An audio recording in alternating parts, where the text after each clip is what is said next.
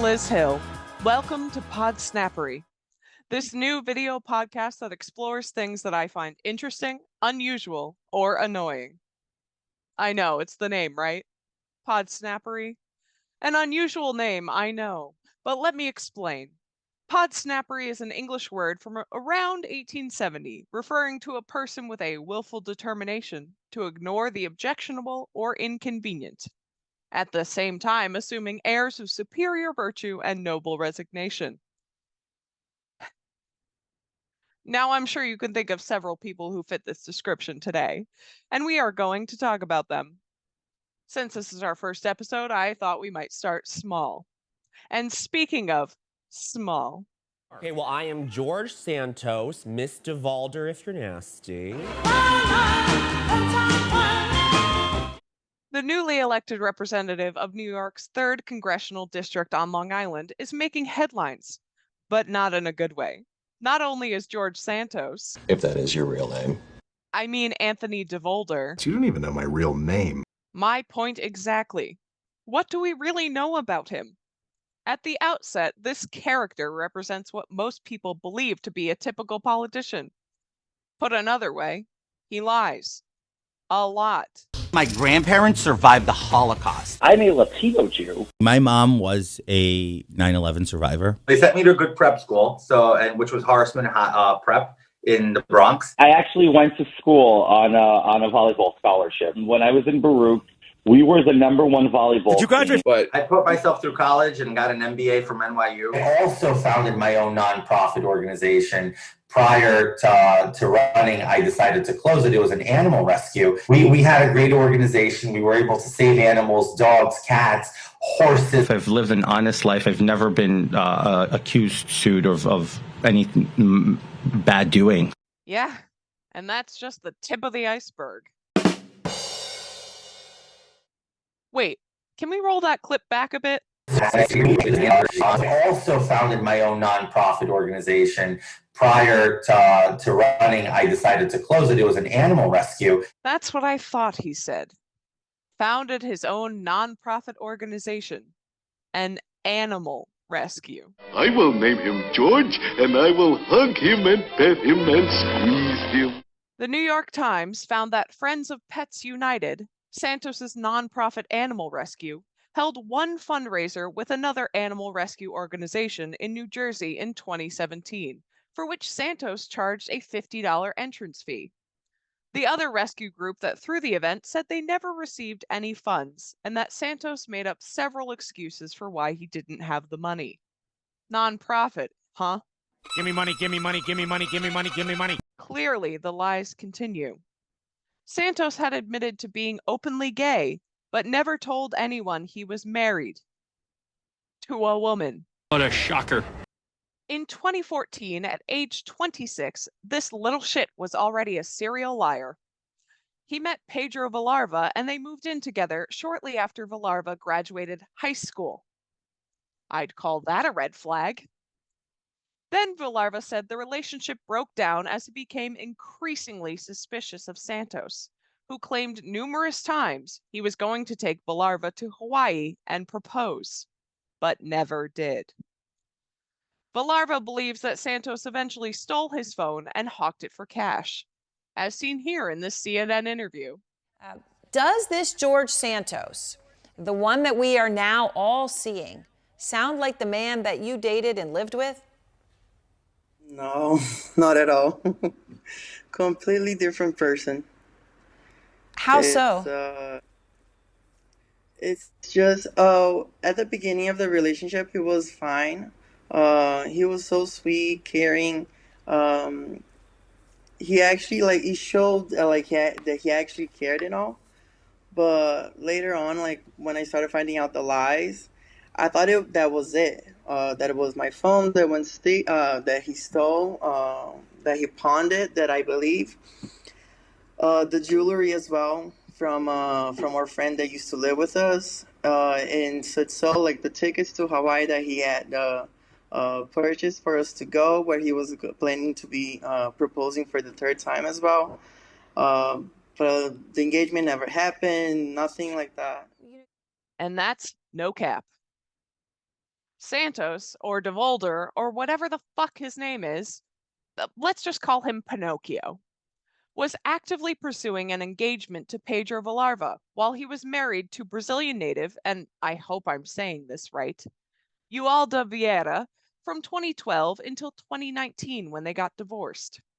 Pinocchio admitted he was guilty of embellishing his biography and resume. Podsnappery is brought to you today by our sponsor, Fireball Whiskey. Fireball Cinnamon Whiskey Nip Bottles, the George Santos of whiskeys. And Platform Shoes. Platform Shoes. Do you ever have trouble reaching the top shelf? Want to try drag but don't know how to walk in heels?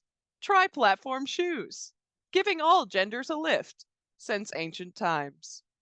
Interestingly enough, I came across a Wikipedia bio for Anthony DeVolder. Don't look for it. It has since been deleted, but several news sources preserve parts of it. The bio claimed that Anthony DeVolder started a career as a drag queen at age 17. An older Anthony landed roles on Hannah Montana and Sweet Life of Zack and Cody. But Pinocchio said he was definitely never a drag queen. What? Or at least that was until photos and videos of what appears to be the New York congressman performing in drag during his younger days in Brazil surfaced online. I was young and had fun at a festival, Pinocchio insisted to the pack of reporters chasing after him at the airport. The newly elected congressman from New York was heckled over the weekend when he landed at LaGuardia Airport. Con artist! And reporters tried to nail down Santos's many fibs. Was your mother at the World Trade Center on 9/11? Look, this isn't how you conduct an interview. Last week, he declared reports that in his young days he performed as a drag queen in Brazil as categorically false.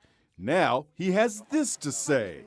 Were you ever a drag queen in Brazil? No, I was not a drag queen in Brazil, guys. I was young and I had fun at a festival. Sue me for having a life. Sue me for having a life.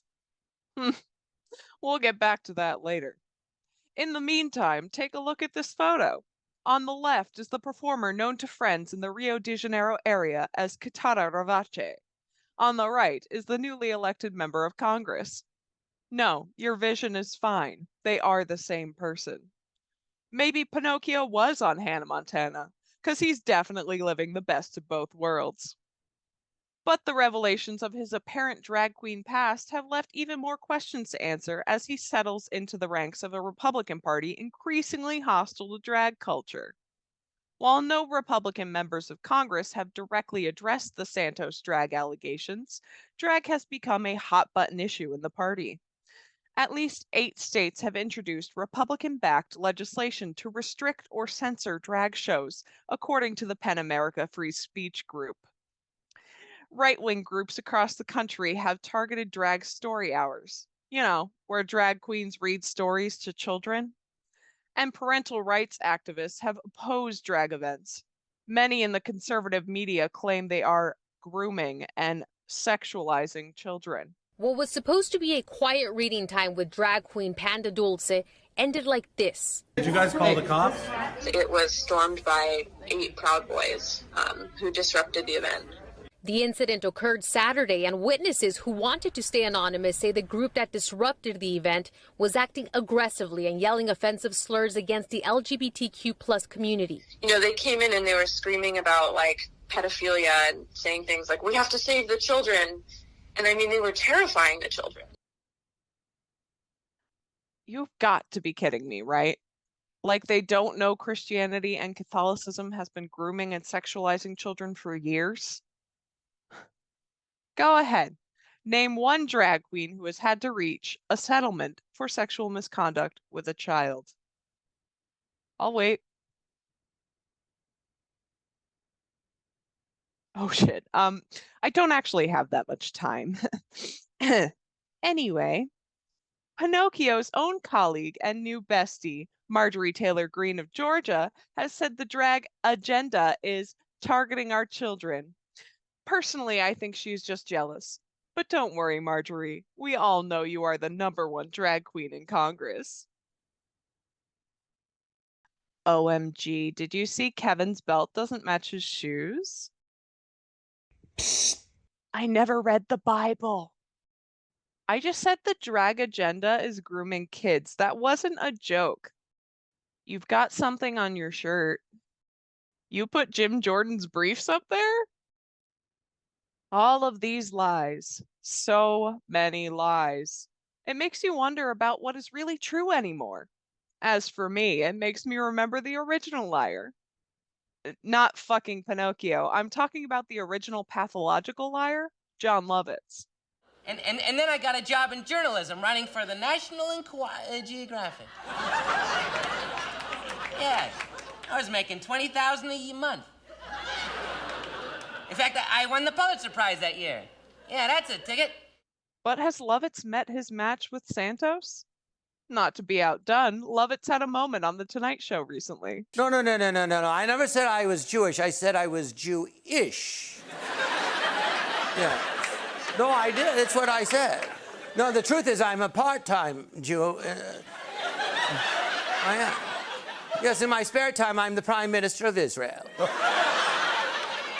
But I'm not only Jewish, I'm Irish, I'm Scot-ish, and I'm half fish. Yes, I've always been involved in science. You know, not to brag, but it was my idea to have gravity, you know. No, listen, before I showed up, if you dropped something, it would just float up into the air.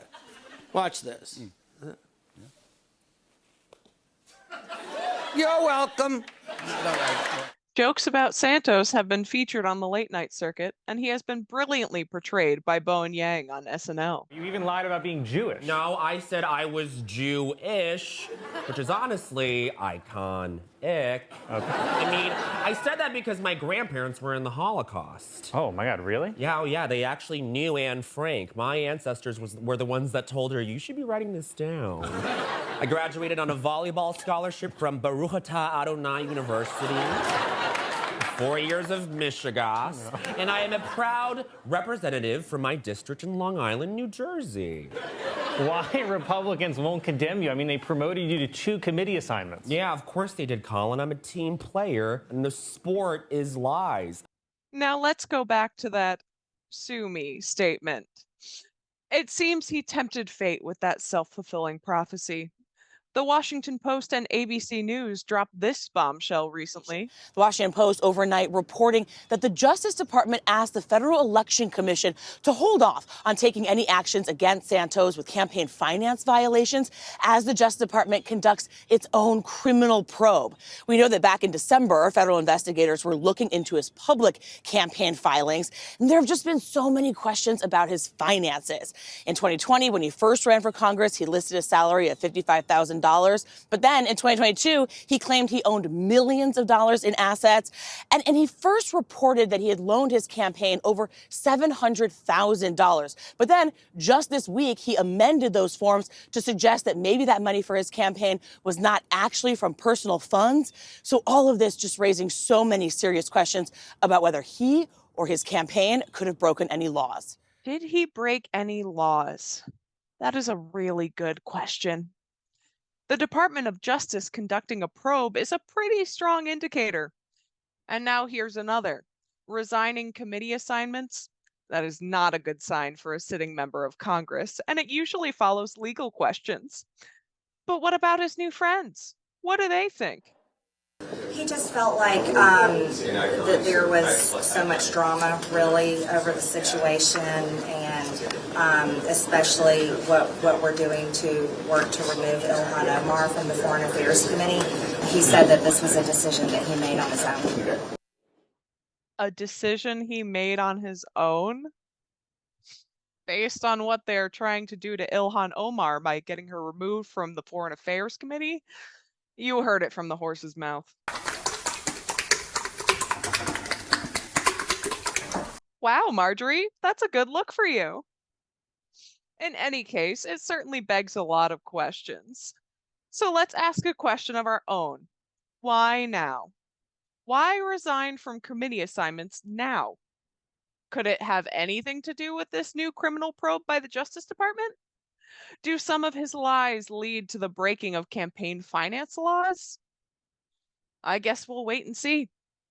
So, willful determination to ignore the objectionable or inconvenient, at the same time assuming airs of superior virtue and noble resignation. Yeah, I think that suits Pinocchio, George, Anthony, DeVolder, whatever the fuck, Santos, to a T. And that, my friends, is Podsnappery. Thanks for watching. I'm Liz Hill. Since light travels faster than sound, some people appear bright. Until you hear them speak.